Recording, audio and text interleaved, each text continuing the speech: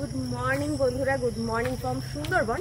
তো আজকে আমাদের সুন্দরবনে ডে 2।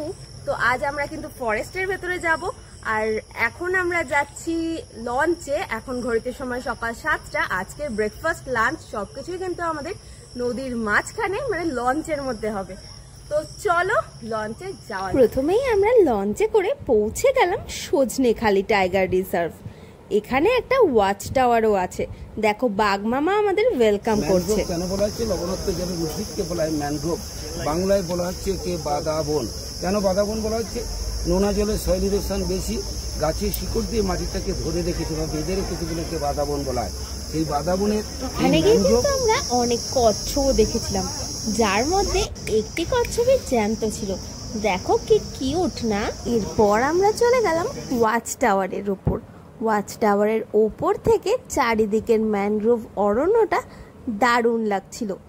এখানে একটা মিষ্টি জলের পুকুরও ছিল। আমরা এখানে দেখতে পেয়েছিলাম কয়েকটা বাদর। তারপর আমরা আবার এখান থেকে চলে গেলাম আমাদের লঞ্চ, পরবর্তী গন্তব্যের জন্য রওনা দিলাম। ভিডিওটা কেমন লাগলো অবশ্যই জানিও।